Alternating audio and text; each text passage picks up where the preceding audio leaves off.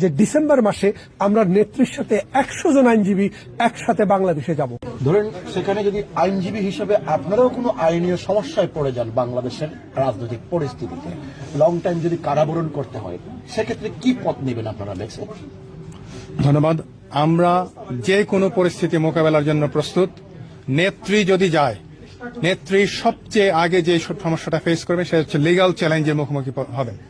আমরা এখান থেকে আইনজীবীরা যাব, পাশাপাশি আমাদের লাখো লাখো আইনজীবী আছে বাংলাদেশে, যাদের সাথে আমরা সমন্বয় করে আমরা একযোগে নেত্রীর জন্য কাজ করে যাব।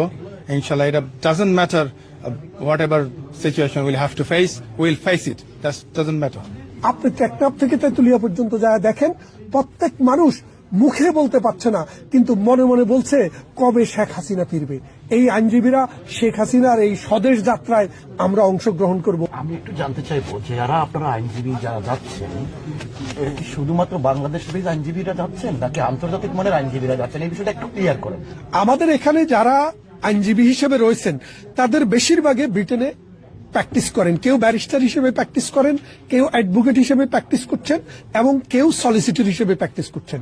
এই আইনজীবীরা বেশিরভাগে 90% এই ইউকের জুরিসডিকশনে প্র্যাকটিস করেন, আবার বাংলাদেশেও জজ কোর্ট, হাইকোর্টের আইনজীবী। সুতরাং তারা ডুয়েল কোয়ালিফাইড, একদিকে বাংলাদেশের আইনজীবী আরেকদিকে ব্রিটেনের আইনজীবী। সুতরাং তারা বাংলাদেশে লড়াই করতে হলে নতুন করে পাসপোর্ট নিতে হবে না এবং সার্টিফিকেট নিতে হবে না, তাদের অলরেডি সার্টিফিকেট আছে।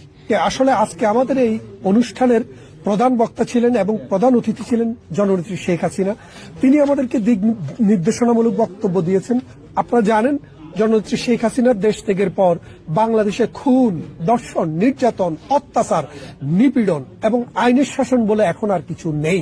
এমতো অবস্থায় আমার দেশ এখন একটা মৃত্যুপুরী।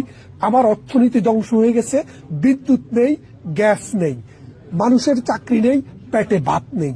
এমতো অবস্থায় এই হাহাকার থেকে দেশকে রক্ষা করতে হলে জননেত্রী শেখ হাসিনাকে দরকার। আজকে যে সরকার ক্ষমতায় আছে তারা এই দেশকে খাদ্য দিতে পারছে না, অন্ন দিতে পারছে না, বস্ত্র দিতে পারছে না, মানুষের চাকরি দিতে পারছে না জানেন নিরাপত্তা দিতে, এবং বারে বারে তাদেরকে এই সংখ্যালঘু সম্প্রদায়ের মানুষকে হত্যা করে তারা জজ মিয়া নাটক সাজাচ্ছে।